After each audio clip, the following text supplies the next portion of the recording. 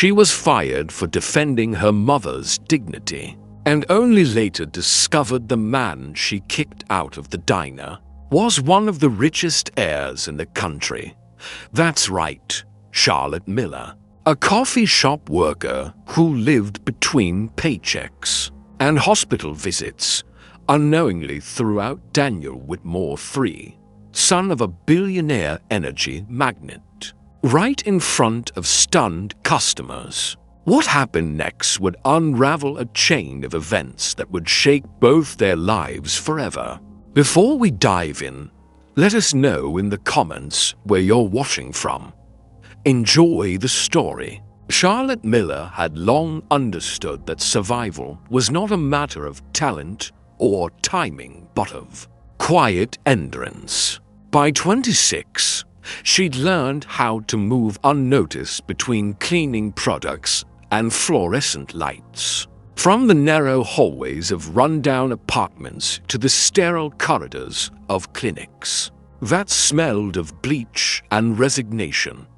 Her life unfolded between bus stops and waiting rooms, stitched together by routines that rarely changed. Serve coffee, take care of Margaret, pay bills, and keep the quiet. Life wasn't about dreaming. It was about maintaining the pieces that remained. Dallas wasn't cruel. It just didn't care.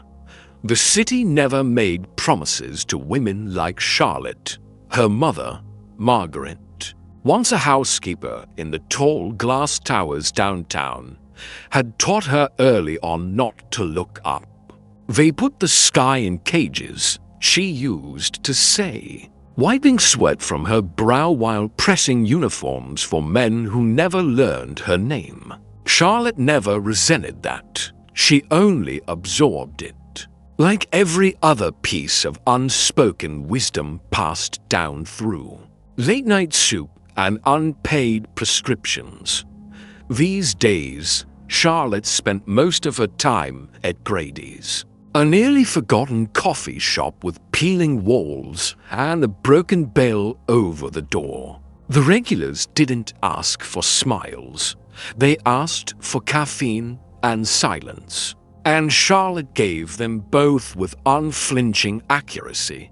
She moved like clockwork, efficient and nearly invisible, until the day a man walked in and ruined everything.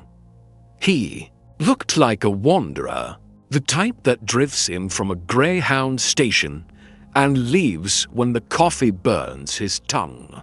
Tall, unshaven, wearing a wrinkled cotton shirt and an expression that hovered somewhere between amusement and arrogance, the stranger sat without ordering. Charlotte approached with the practiced indifference of someone used to oddballs and eccentrics, expecting the usual nonsense. But he didn't ask for a menu. Instead, he leaned back, crossed his arms, and stared at her like she was the one out of place. You always move that fast. Or is it just me? His voice was lazy, almost taunting. She didn't answer, only poured him water and left. The next day, he returned. Same shirt, same eyes that lingered too long. This time he asked, "What's your name?" She ignored the question, served him without comment. On the third visit, he said, "You know, most people smile when they hand someone a cup of coffee." She looked him in the eye for the first time and said, "Most people don't linger when they're not wanted." He smiled wider. It wasn't flirtation. It was something stranger, as if he'd found a puzzle he wanted to solve, and she was the missing piece he hadn't expected. Charlotte didn't think much of him, chalking it up to boredom or some misplaced game. People like him, scruffy and aimless, came and went. But then came the moment that shifted everything. It was a Wednesday afternoon, overcast and slow. Margaret had come to the shop. Something she did occasionally when Charlotte couldn't leave her alone at home. Her presence was small, unassuming, seated at the corner table, reading a tattered book of poetry with thick glasses sliding down her nose. When the man, he hadn't given his name, walked in, his eyes immediately caught on the older woman. He didn't smile this time. Instead, he laughed, a sharp, mocking sound that echoed louder than it should have. "She talked like that on purpose?" he said, mimicking Margaret's deep southern drawl. The room froze. Charlotte didn't raise her voice. She didn't throw the cup in her hand or yell. She simply walked over, placed both hands flat on the counter, and said, loud enough for every customer to hear, "You can leave now, and don't come back." He stared at her like he'd just been slapped. "Are you serious? I don't joke," she replied, out. He left, but not before looking back, not with anger, but confusion, like something had cracked inside him, and he didn't know whether to glue it back or let it break further. Charlotte said nothing to Margaret, only returned to work as if nothing had happened. But the silence that filled the shop afterward wasn't ordinary. It carried a tension, a weight that didn't lift even after the door closed behind him. Still, she didn't think of him again, not until 3 days later, when her manager called her into the back office. "We're letting you go," he said without preamble. "Why?" she asked. "It's not up to me." He didn't look her in the eyes, just handed her a final paycheck and walked out before she could speak again. That night, she took her mother to the hospital. Another checkup, another long wait in a fluorescent hallway. As she stepped outside for a breath of fresh air, she saw a limousine pull up to the curb. She turned her head and saw him, only this time. He wasn't in a wrinkled shirt or pretending to be poor. He stepped out in a tailored suit, flanked by men in pressed blazers and polished shoes. People greeted him, executives, doctors, journalists. Daniel Whitmore III. Charlotte froze. Her stomach didn't drop. It turned to stone. Later that night, someone knocked at her door. No guards, no drivers, just him, standing in the dim hallway like he belonged there. He didn't ask to come in. "I didn't mean to get you fired," he said. "I didn't even know. I didn't know it mattered until it did." She let him speak, because silence had always been her weapon. He explained who he was, that the coffee shop had been a curiosity, a place to disappear into when the boardrooms got too loud, that he'd meant the laugh as a joke, that he hadn't expected her to matter, that she did. When he finished, she nodded once and closed the door, slowly and without anger. It wasn't personal. It was something deeper, a boundary laid with brick and steel. A refusal without performance. There was no rage in her gesture, only a quiet finality. A line drawn not because of who he was, but because of what she knew she had to protect. And from that night on, nothing was the same. Daniel Whitmore hadn't been back to the coffee shop since the day Charlotte threw him out. But that didn't mean she was free of him. His absence was louder than his presence had ever been. Her days, once filled with routine and purpose, now carried a strange tension, like a wire stretched too tight. She wasn't afraid Charlotte didn't make space in her life for fear, but she was watchful, fired without explanation, cut off from the little income that kept her and her mother afloat. She knew without doubt who had pulled the strings. Power didn't always shout. Sometimes it whispered and disappeared. She was used to being invisible. But now, for once, it felt like someone had seen her and decided to punish her for it. Daniel, on the other hand, couldn't stop replaying the scene in his mind. That slap of finality when the door clicked shut. That look on her face, not anger, not scorn, but something worse, dismissal. She hadn't even fought him, hadn't raised her voice or cried or tried to make him understand. She just ended it. No one had ever done that to him before. He told himself it was curiosity that kept him thinking about her. But it was something deeper, more uncomfortable. She had judged him, not for his name or his money, but for the moment he'd revealed who he really was, and she had found him lacking.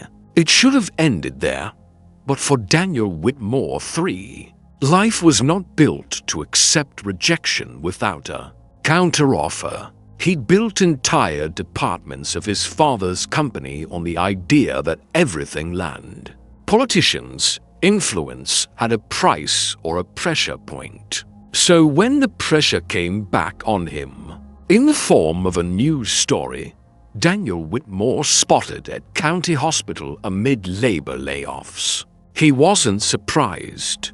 What surprised him was how unprepared he felt to control it. Within days, headlines shifted from speculative to pointed. A leaked recording from a private charity dinner showed him mocking working-class voices, laughing at cost-cutting measures while sipping wine worth more than Charlotte's yearly salary. The video was short but damning. His voice, unmistakable. His words, indefensible. The fallout was immediate. Campaigns dropped him, boardrooms closed doors.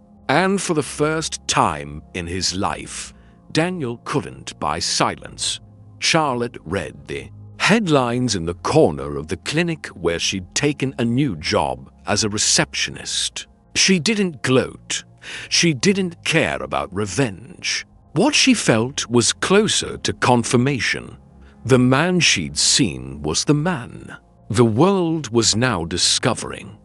But then she saw something else. Buried in a local blog with no headline, just a grainy video of Daniel at a construction site. No reporters, no entourage. Just him, dressed plainly, trying awkwardly to talk to workers. They barely acknowledged him. He handed out water bottles, asked a few questions, waited for reactions that never came. There was no scandal, no sympathy, just silence. It looked like a man trying to understand something he'd never had to face before. Irrelevance. Still, she didn't reach out. Her life had no space for rich men finding their conscience. She took night classes now, studying administration with tired eyes and calloused hands. Margaret's health remained fragile but stable, and their home had found a new rhythm. Tight but functional, Charlotte kept her focus forward. But life has a way of circling back to the things you try hardest to leave behind. One Thursday morning, while preparing documents for a community housing petition, Charlotte received an envelope at the clinic's front desk. No return address. Inside was a single folded note. "You were right to throw me out. I was wrong. I still don't expect forgiveness, but I'd like to understand. Can I see you?" She didn't answer. Not then. But 2 weeks later, at a town hall meeting for housing reform. She spotted him. Back row, no suit, no spotlight, just another face in the crowd. He didn't speak, didn't approach, but when the meeting ended, he held the door for an elderly woman who walked with a cane. She thanked him. He nodded. That was it. But Charlotte saw it, saw something shift in the way he moved.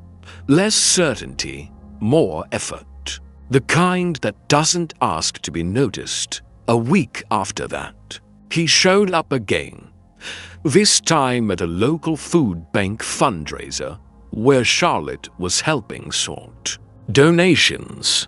He didn't talk to her, just helped unload boxes, took instructions without protest. People recognized him, but no one treated him like a celebrity. And he didn't act like one. He stayed late, left last, never once asked for attention. She watched from across the room, unsure whether to be wary or impressed, probably both. Then came the day he finally sat beside her. At a public meeting about rezoning laws, she found him already seated in the back. And when she approached, he simply gestured to the empty chair next to him. She hesitated, then sat. He didn't speak for a long time. When he did, it wasn't a speech my father used to tell me that people are only useful until they cost you something. He said he believed every human relationship was a transaction. I believed him until someone looked at me and saw nothing worth keeping. Charlotte didn't answer, but her silence wasn't rejection this time, it was listening. I lost contracts, he continued. I lost my reputation. But what I really lost was my frame of reference. I've never had to earn respect. I thought charm was enough, that money could patch everything. I was wrong. I've been wrong for a long time. It wasn't an apology, not really, but it was raw, honest in a way that didn't seek redemption, only clarity. Charlotte turned to him, finally, and said, "My mother asked about you." Daniel blinked, surprised. "Really? She wants to know if you know how to clean your own shoes." He laughed, but there was no arrogance in it, just something weary and real. A week later, he visited their home. Margaret, frail but sharp-eyed, served him tea with trembling hands and asked direct questions. Did he cook? Could he do laundry? Had he ever worked a double shift on no sleep? He answered honestly, often admitting he hadn't. But when she pointed to the dishes, he washed them without hesitation. When he finished, Charlotte stood in the doorway, watching her mother and this man talk about Texas weather and garden soil, like they were old friends. It wasn't a transformation, but it was a beginning. In the weeks that followed, Daniel stopped trying to impress. He simply showed up at events, at workshops, at boring zoning board meetings where nobody took photos. He asked questions. He listened, slowly. The distance between them shrank not through declarations, but through repetition, effort, and time. No promises, no grand gestures, just presence. And Charlotte, ever this skeptic, ever the survivor, didn't forget what he had been. But she began to see who he was becoming. Not a name, not a billionaire, just a man who, for once, wasn't pretending to be anything else. Charlotte wasn't waiting for him to fail. That would have been easy. People like Daniel Whitmore III had always crumbled under pressure, usually into golden dust, landing softly with parachutes made of privilege. But he didn't disappear. He kept showing up, not with excuses or speeches, but with silence and work. It disarmed her more than any apology ever could. Still, her instincts remained sharp, like a knife never fully sheathed. She had spent her entire life calculating risks, and Daniel was nothing if not unpredictable. That unpredictability became evident the day she received a letter from the state committee. She'd been nominated unofficially for a council seat on the city's low-income housing task force. No press release, no ceremony, just a discreet message slipped into her folder at the clinic. "You've been noticed." Her first thought wasn't pride, it was suspicion. Recognition didn't come without strings. She traced it back, tried to find the fingerprints. It didn't take long. Daniel had donated anonymously to the community fund that pushed the petition forward. When she confronted him, not angry, but coldly direct, he didn't deny it. "You earned that nomination before I knew your last name," he said. "But if I can help push the door open a little wider, I will." She didn't thank him. Gratitude wasn't a currency she handed out easily. What she did offer was a warning. If this is your way of buying your way back into a story you once laughed at, I'll make sure they close that door before your name even touches it. But something in his face didn't flinch. He looked exhausted, not physically, but as if every layer of inherited entitlement had been peeled back, and what remained was someone learning how to stand in his own skin. He simply nodded and said, "Understood." From then on, she stopped questioning his motives daily, not because she trusted him fully, but because he seemed to finally stop trying to prove something. He was just present. Still, not everything around them softened. The city was shifting. New contracts for high-rise developments began swallowing the old neighborhoods, like fire swallowing dry grass. Local families were being priced out of their homes, some with only weeks to move out. At one of the public hearings, Charlotte stood before the zoning committee and listed the names of 27 families scheduled for eviction. Her voice didn't shake. She didn't cry. She spoke with the same clarity she used to calculate dosages and stretch a paycheck. Deliberate, exact, undeniable. That night, Daniel met her outside the courthouse. "They're not going to stop," he said. "They've already filed the permits." She didn't respond immediately. Instead, she handed him a folder filled with documents, maps, legal loopholes, and city ordinance codes. "Then we slow them down," she said. "Make them bleed money until they realize it's not worth it." She walked away before he could answer. It was the first time she saw him not as a shadow from a past mistake, but as a potential ally. Daniel, now distanced from the corporate empire that once bore his name, still held influence in unexpected corners. He began working quietly with small legal teams, community activists, and even rogue developers willing to delay demolition with environmental reviews and historic preservation claims. It wasn't glamorous, and it certainly wasn't fast, but it started shifting timelines, halting projects midstream, forcing billion-dollar companies to sit in meetings with women like Charlotte and listen. During this time, Margaret's health began to waver more severely. Charlotte balanced meetings with emergency room visits, protest coordination with late-night pharmacy runs. One evening, while reviewing development maps in their small kitchen, Margaret quietly collapsed. Charlotte caught her just before her head hit the floor. The hospital kept her for 3 days. Daniel never left the waiting room. He didn't ask to come in. He just stayed. On the 3rd day, Margaret asked to see him. She was weaker, her voice a whisper across paper-thin lips. But her mind was still sharp.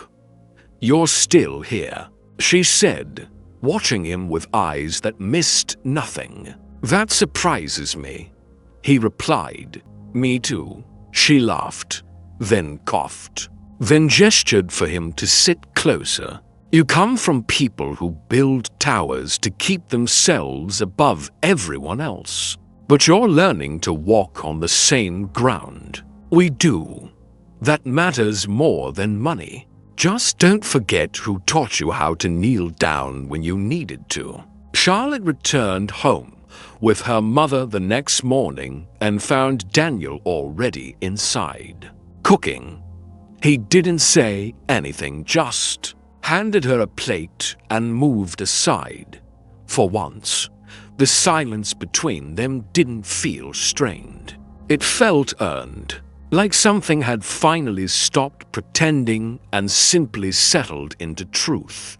A week later, the first major victory arrived. One of the largest development companies pulled its permit request after local resistance forced them into public scrutiny. It wasn't a full win. The project would relocate elsewhere, but the neighborhood had bought time. Charlotte stood at the edge of a small park, speaking to the press only when asked directly, always steering credit toward the volunteers, the elderly residents who stayed up late writing letters, and the underpaid paralegals who found the cracks in the system. As the crowd began to disperse, Daniel approached her with a folded newspaper. On the front page was a photo of her standing next to Margaret, holding a clipboard and wearing the expression of someone who had no intention of backing down. The headline read, "The voice they didn't expect." He didn't say anything, just handed her the paper and walked away. That night, she found him sitting on the back steps of her porch, staring at the dark yard. She sat beside him. No words were exchanged for a long while. Then he said, "Do you think you could have done all this if we hadn't met?" Her answer was immediate. "Yes, eventually. Slower, maybe. But I would have gotten here." He smiled, not wounded, just reflective. "I believe you." And then, without agenda, he said, "I'm selling the last of the company shares. All of it. I don't want a seat at that table anymore."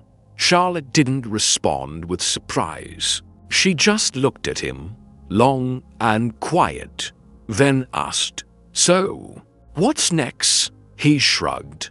"I don't know, but I want to find out without hiding behind a name." They sat together in silence, to people who had collided once in violence and consequence, now tethered by something quieter, earned respect, shared battles, the slow, deliberate dismantling of the walls they were each raised behind. The night didn't offer revelations, only presence, and sometimes that was enough. By the time the second lawsuit landed on Charlotte's desk, she had already learned how to breathe through threats. The legal documents were thick, full of complicated language and veiled intimidation. But the message was clear. The developers were retaliating. Her efforts alongside Daniel's quiet maneuvers and the community's persistence, had disrupted enough timelines and cost enough money to warrant a counterstrike. One corporation in particular, Glenhurst Properties, a name with deep roots and deeper pockets, had decided to turn its attention toward her. They accused her of obstruction, libel, and misuse of influence. But what made the case dangerous wasn't the accusations themselves. It was who had signed the affidavits, people she once trusted, co-workers, neighbors. Someone had been whispering, buying stories, turning quiet frustrations into official complaints. Daniel responded immediately, bringing in a legal team he trusted, one with no ties to the Whitmore legacy. He didn't ask for permission. He knew Charlotte would have said no out of pride. Instead, he framed it simply: they're not after just you. They're trying to make an example of anyone who stands up. I'm not letting them win this one. Charlotte didn't thank him. Instead, she poured herself a glass of water, handed him one too, and said, "Then don't screw it up." As the court date approached, whispers began to grow louder. Articles resurfaced, some legitimate, others clearly orchestrated. Photos from years ago, accusations tied to Daniel's old life. A smear campaign not just against her, but against everything they built. Margaret, still recovering from a recent fall, watched the news unfold with a quiet intensity. One evening, as Charlotte massaged her mother's aching legs, Margaret spoke up. "You can't fight them all," she said, "but you can make them bleed where it counts." That became the new strategy: not fighting every battle, but choosing the ones that left marks. Instead of denying the lawsuit's premise outright, Charlotte's legal team turned it around, demanding discovery of the developer's private communications, subpoenaing executives, requesting financial records tied to zoning approvals. The courtroom battles weren't glamorous, but they were effective. Layers began to peel back. Backdoor deals, promises made to officials, payments routed through shell companies. What started as a defensive move became an offensive campaign. But the cost wasn't just financial. Charlotte found herself followed once, late at night. Her tires were slashed another week. A brick landed in the clinic's front window with a note taped to it: "Go back to serving coffee." She didn't tell Daniel, not because she didn't trust him, but because she didn't want this to become about fear. She filed police reports, fixed what broke, and kept going. She had learned early in life that survival meant walking forward, even when the ground shifted beneath your feet. Daniel, however, noticed the change. He saw the tightness in her shoulders, the new caution in her eyes. One evening, he asked directly, "Are you scared?" She didn't hesitate. Of losing? No. Of wasting time on people who think this is about attention? Yes. He nodded, then leaned forward, something steely in his tone.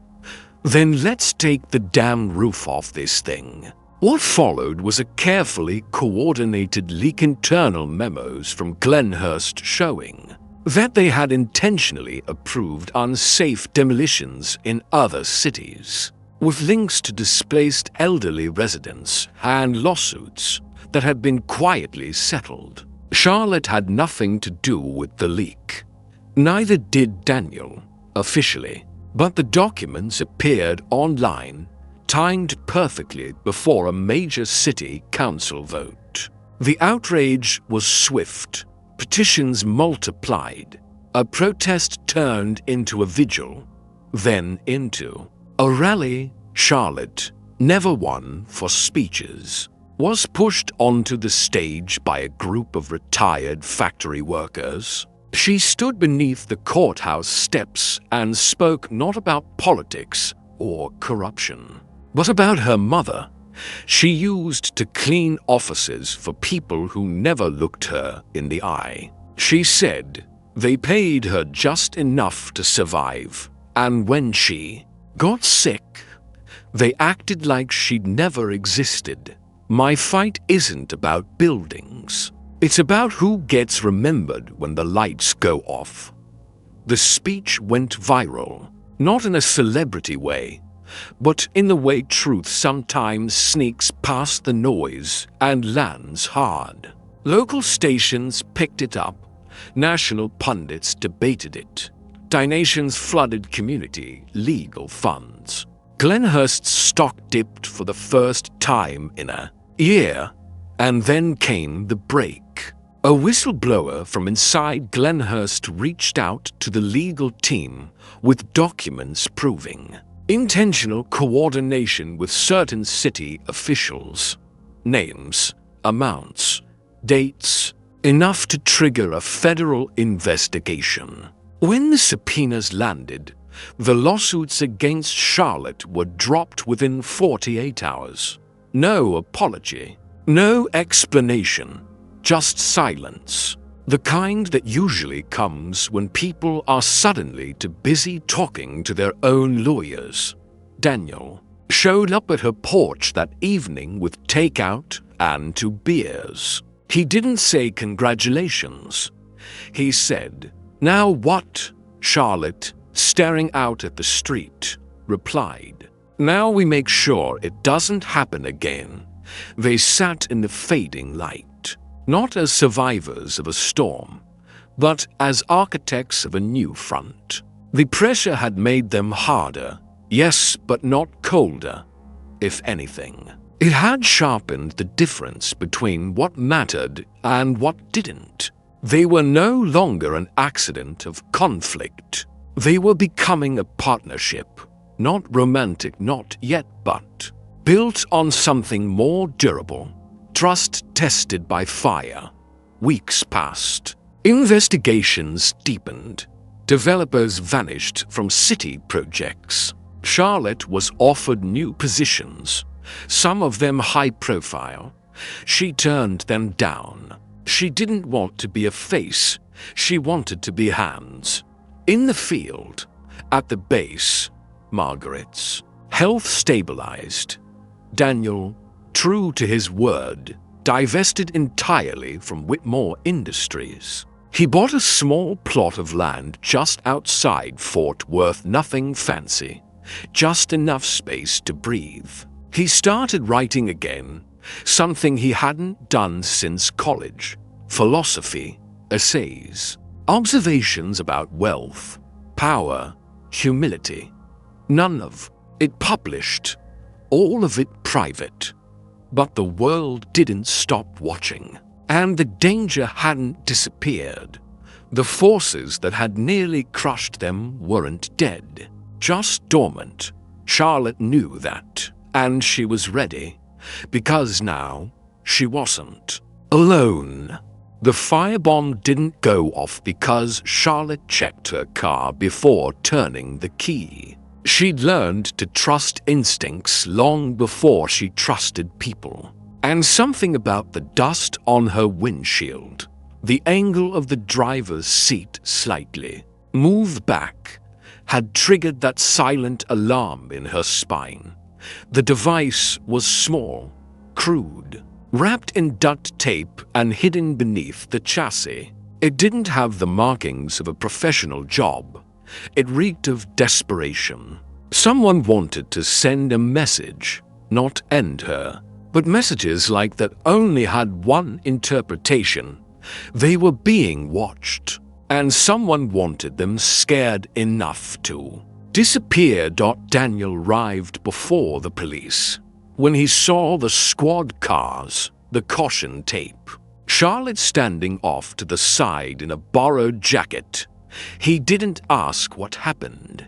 He just stood next to her, quietly, while she answered questions. He didn't flinch when the officer pulled him aside.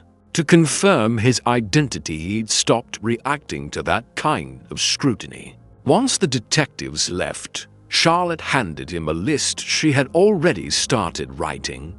Names, dates, incidents, all the harassment over the past months that now formed a pattern. "This isn't about zoning anymore," she said. "It's something bigger. They're trying to shut down every thread we've pulled loose over the next 2 weeks." Every effort went underground. The public support remained, but the real moves happened late at night in quiet buildings. Archived records Ray examined. Quiet interviews with displaced families whose evictions hadn't made headlines. Charlotte and Daniel worked like people who knew time was running out. Not in the melodramatic sense, but in the quiet, grinding way that tells you power is starting to regroup. Even with Glenhurst wounded, the machine hadn't stopped, it had only changed tactics. Charlotte's name began appearing on blacklists within city departments. Projects she submitted were delayed, quietly misplaced. Emails went unanswered. A sympathetic councilwoman warned her off the record. "They're circling. They want a mistake. One wrong move, they'll bury you in it." Charlotte didn't panic. She adjusted. She shifted her operations, leaned harder into grassroots networks. No more waiting for permits. No more committees. She organized neighborhood patrols, launched food banks out of backyards, opened clinics using retired nurses who had lost their pensions. She made herself impossible to erase because she stopped asking for permission to act. Meanwhile, Daniel found himself pulled into meetings with a new kind of figure, people from his old world, who weren't with Glenhurst but watched with interest. Investors, policy shapers, men in blazers with calm voices who asked curious questions like, "Is she really worth all this? And you could still step away, you know." He never engaged. He let them talk, then walked out. But it made him realize something chilling. Charlotte hadn't just become a symbol of resistance. She had become a target of strategic importance. If she fell, others would hesitate to rise. That realization hardened something in him. He started tracing the money trails himself, not relying on third-party lawyers or outside auditors. He went into basements of city archives, requested minutes of meetings buried in microfilm. One night, he handed Charlotte a folder that detailed campaign donations from Glenhurst proxies to 5 city officials stretching back over a decade. At the center of it was a name neither of them expected: Harold Mendez, the new deputy mayor for economic growth, a man who had publicly supported affordable housing, who had shaken Charlotte's hand 3 times, once even calling her the future voice of the working class. The betrayal hit harder because it came dressed in applause. Charlotte didn't blink. "We take him down next," she said, not with fire, with proof. A plan formed, aggressive, precise. They'd use Mendez's own PR schedule against him, appear at every ribbon cutting, every panel discussion, not as protesters, but as participants. Charlotte would ask the questions no one else would. Quietly, they'd feed the media the trail of donations, connect the dots between campaign ads and displaced communities. They didn't need to expose everything at once, just enough to shake the ground.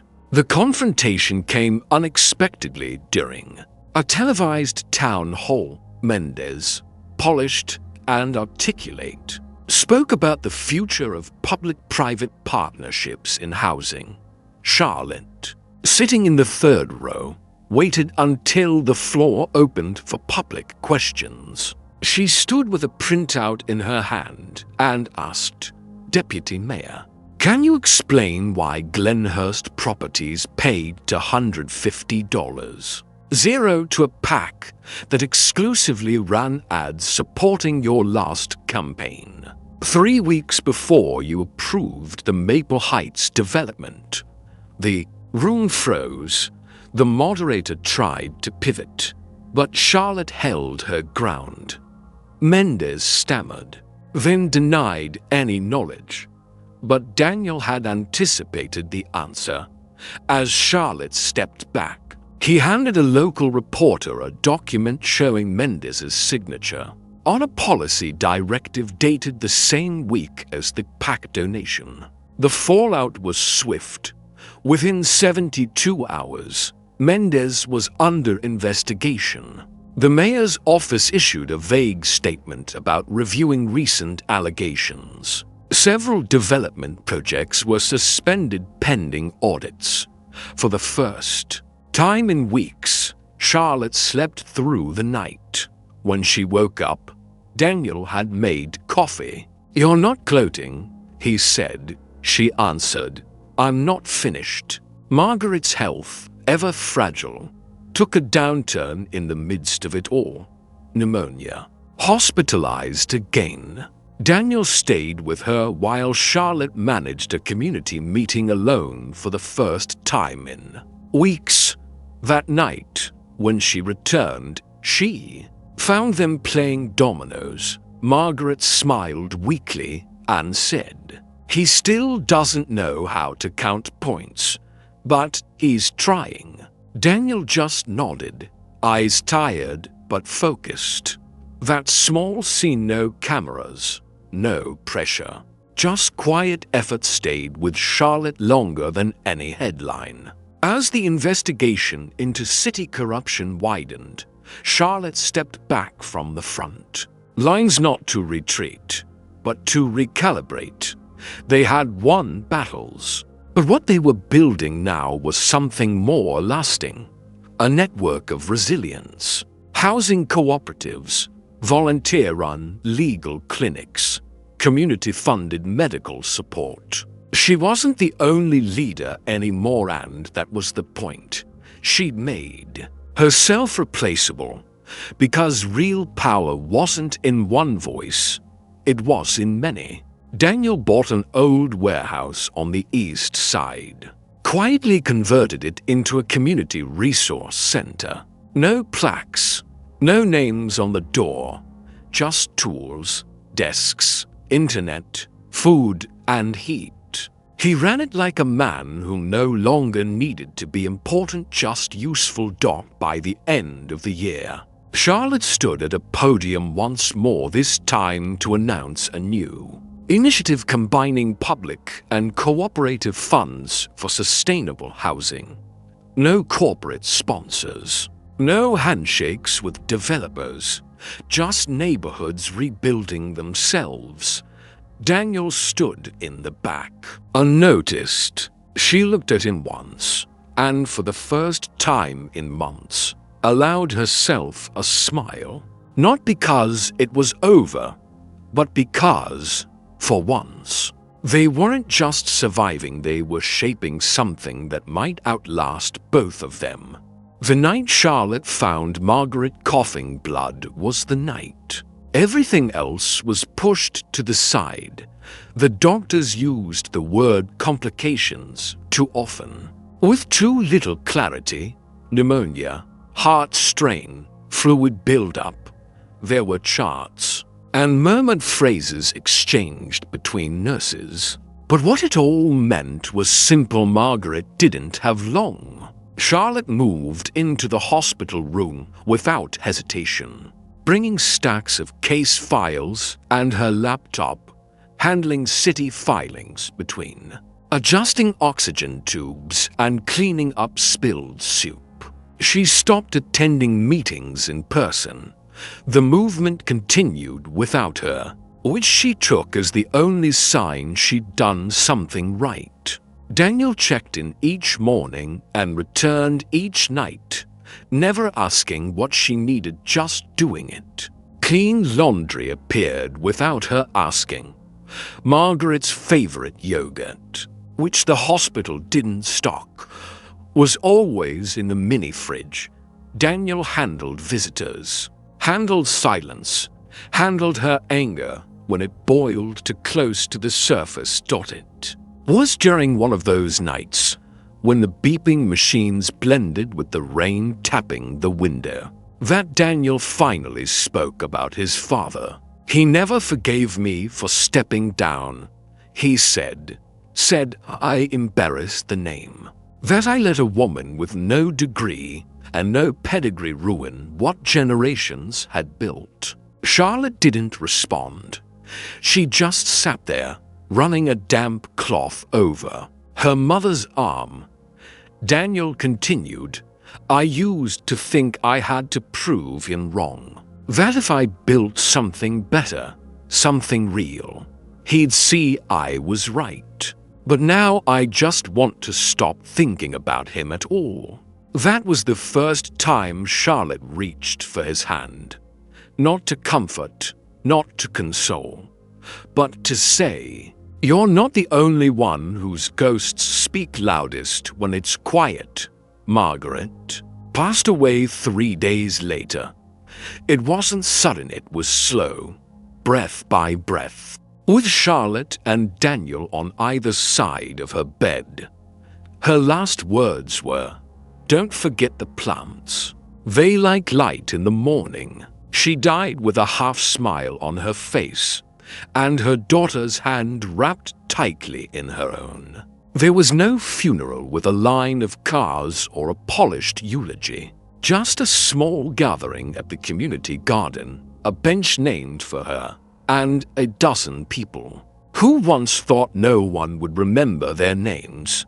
Charlotte didn't cry, not in public, but when she returned home that night and found Margaret's teacup still drying on the rack, she sat down on the kitchen floor and sobbed until her throat burned. Daniel didn't try to fix it.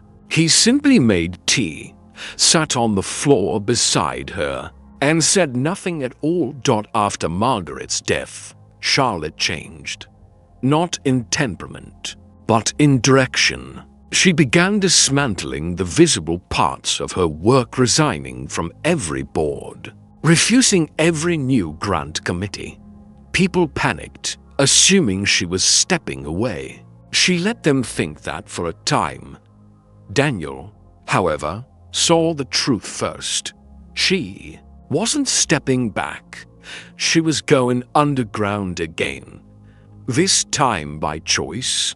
She no longer wanted to negotiate with city officials whose smiles hid knives. She wanted to build systems that couldn't be cut off at the head. She spent her days collecting blueprints, old district maps, legal codes from before the charter, amendments. She started teaching workshops in empty schools, turning abandoned churches into planning centers, training people to become their own organizers. She had stopped trying to win, she was trying to replicate. Daniel watched this shift with quiet awe. His own work had evolved too. The warehouse was now a small network of hubs, satellite clinics, 2 libraries, free day cares for workers attending court dates or doctor appointments. He had stopped wearing watches, stopped checking his stocks. What remained of his money now existed only to fund infrastructure. He sold his second property without telling Charlotte and funneled the cash into a mobile dental clinic. She found out only when the van rolled up at one of her events. "You should have told me," she said. "I didn't do it for thanks," he answered. "Good," she replied, "because you won't get any." Still, something unspoken lingered between them. They lived more or less together now, though no declaration had been made. Some nights Charlotte slept in his bed. Some nights she disappeared into her office and worked until dawn. They shared meals, arguments, and long silences, but they never named what they were. People began to ask subtly at first, then more directly. "Are you two together?" Daniel always deferred. Charlotte would shrug. "We're building something," she'd say. Names don't matter. But Daniel started to want one. Not out of insecurity, but because he had learned that choosing someone meant showing up even when you weren't needed. He started leaving notes, a pressed flower, a printed page from one of her speeches taped to the fridge. Once, he left her a copy of her first published article framed. She didn't react. But the next morning, she kissed him on the cheek before heading out.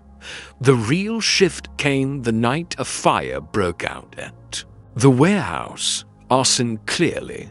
No lives lost, but the damage was total. Volunteers wept openly.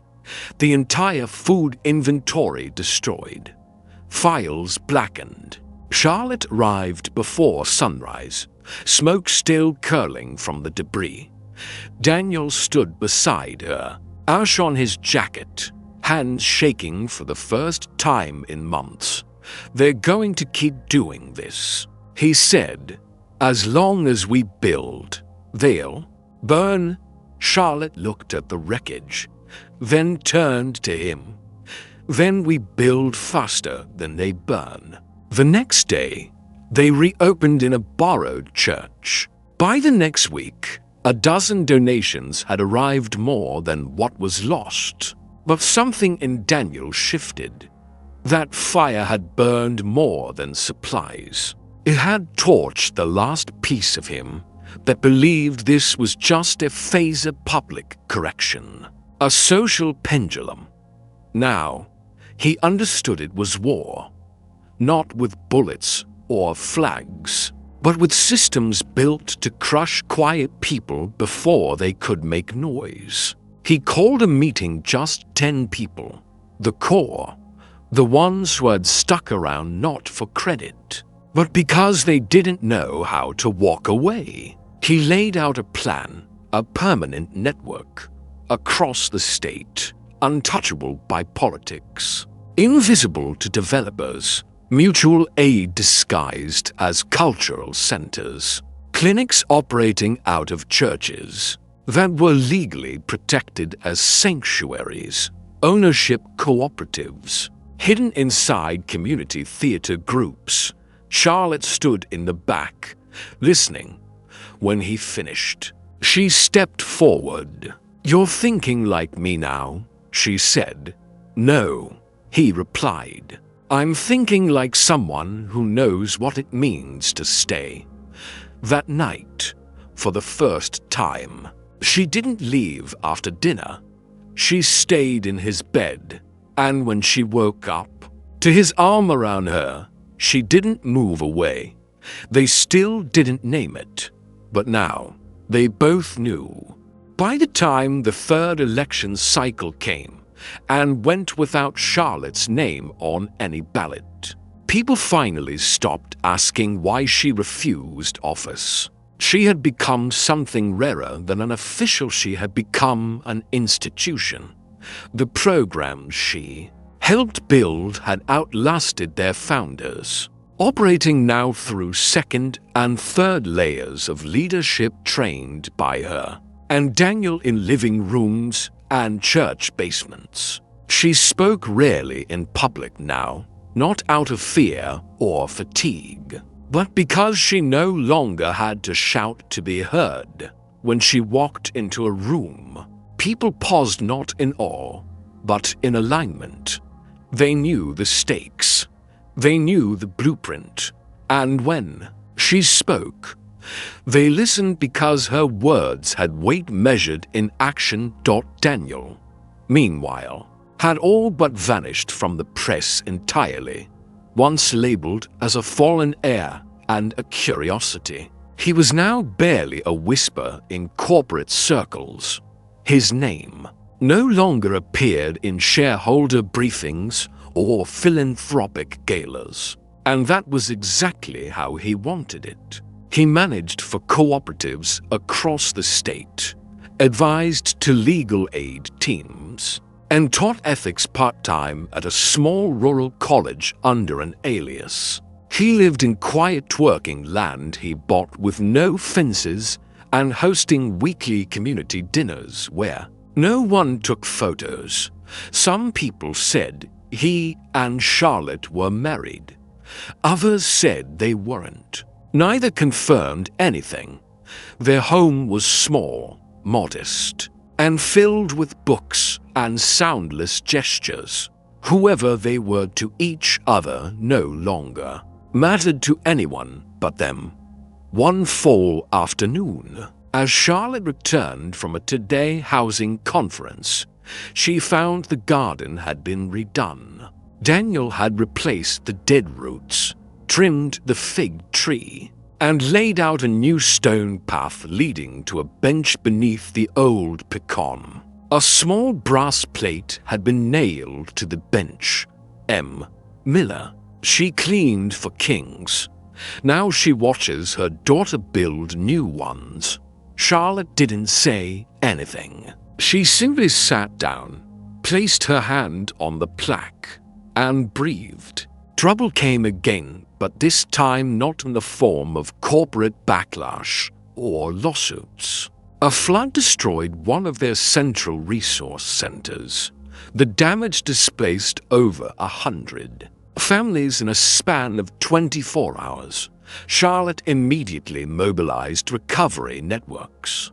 But the scale of loss was unlike anything they'd faced before. For the first time in years, she felt herself questioning their limits.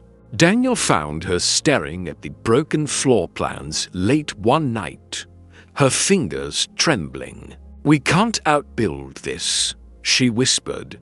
"We can't outrun the weather." He answered, "Then we learn to rebuild before it even falls." That week, they launched a preemptive system: mobile crisis kits, modular shelters, decentralized storage hubs for food and medical supplies. Within a month, every neighborhood had a volunteer trained in rapid response.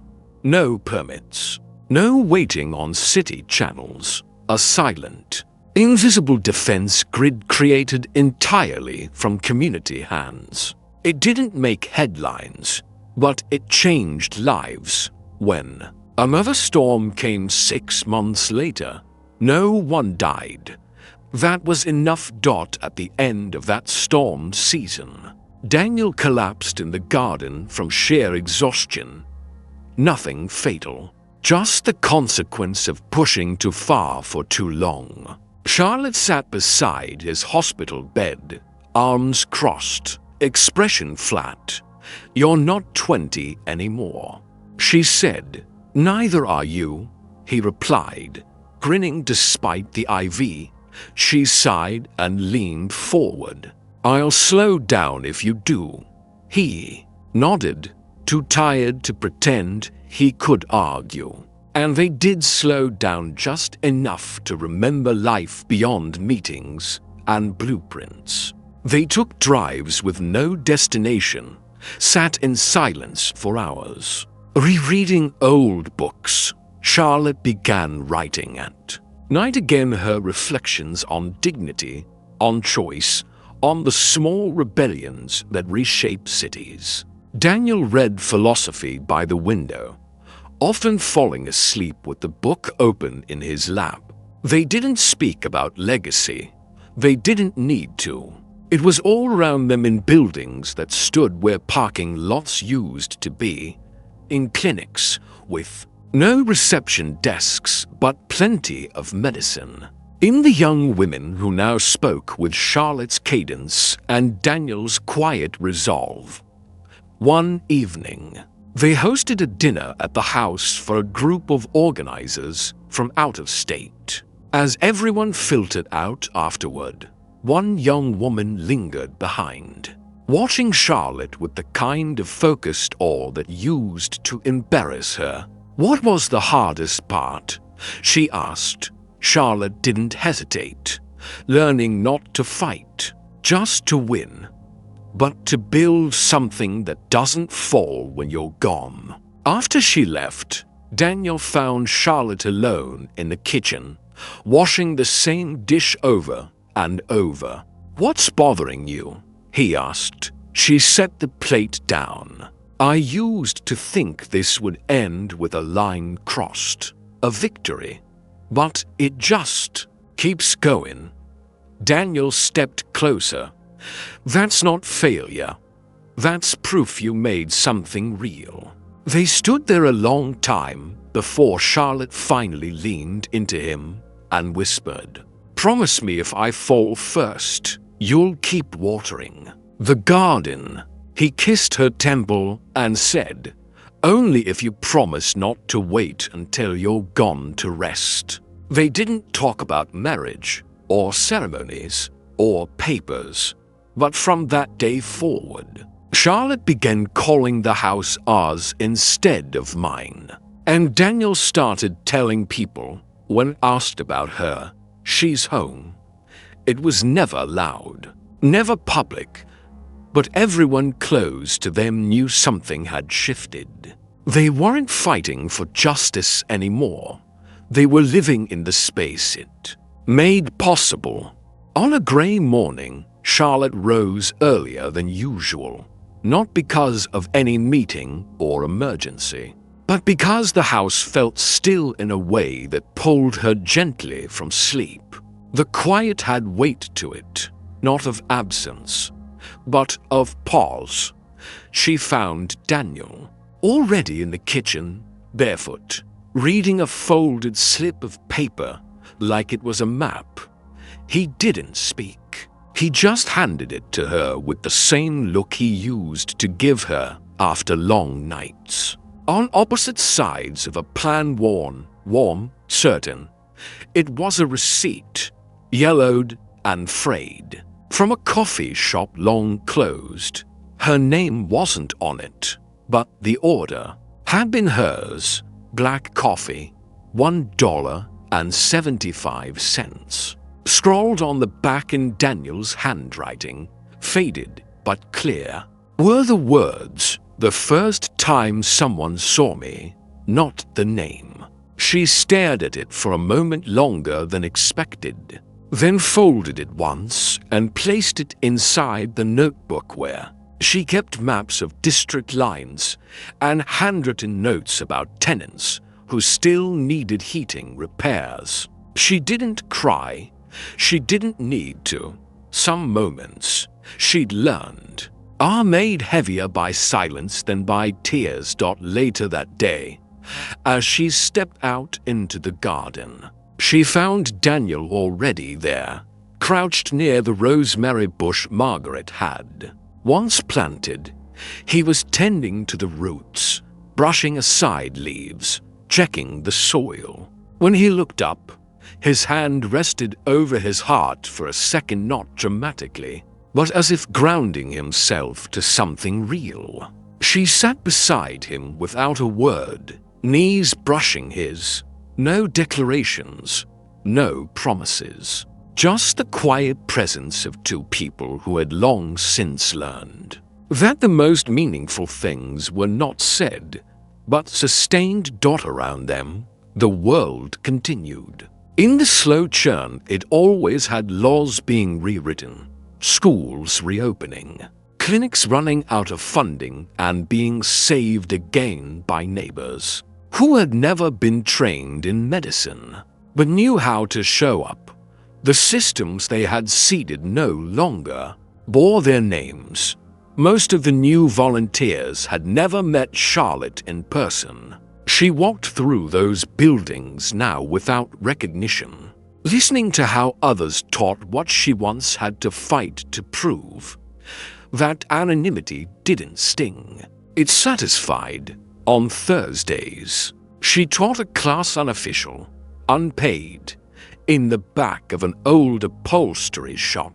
The students were younger than she'd expected. Some were children of those who had marched with her years ago.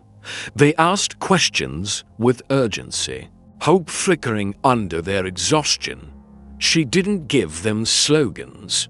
She gave them examples. Forms to file, places to check for zoning codes, where to get water testing kits. When one of them asked, "But how do we stay motivated when it's never enough?" she paused for a long time before answering. You stop trying to win. You try to leave something standing. At home, Daniel continued writing not books, but small letters to people who had once been in rooms with him when he was still wearing suits and calling the shots. Some responded. Most didn't. He never read them out loud. He mailed each one with care, as if letting go of another brick he no longer needed to carry. That winter, they hosted their last dinner in the garden. Just 6 people. No speeches. No cause to raise funds for. Only shared bread, familiar laughter, and the quiet kind of love that settles into your bones when you've stopped performing it. When the evening faded into candlelight, someone asked Charlotte what she planned to do next. She just smiled and looked at Daniel, who shook his head slightly, already knowing she wouldn't answer. The next morning, she walked out into the yard to find the plants watered, the gate fixed, and Daniel watching the sky. She placed a thermos of coffee beside him and sat down with the old clipboard Margaret once used for grocery lists. There was nothing on the paper but a sketcher new layout for the local clinic garden, more accessible, with space for shade and quiet. She didn't say it aloud, but she knew it would be their next project. And when neighbors passed by, waving from the sidewalk, and children ran past the fence chasing one another, Charlotte didn't wave back immediately. She watched, measured, let the moment stretch just enough for her to feel it. Then she smiled quietly, fully, and returned to her list, one name at a time. Thanks for watching. If you enjoyed this video, don't forget to hit the like button, subscribe to the channel, and tap the bell icon so you never miss an update. Your support helps us grow and bring you even more amazing content. See you in the next one.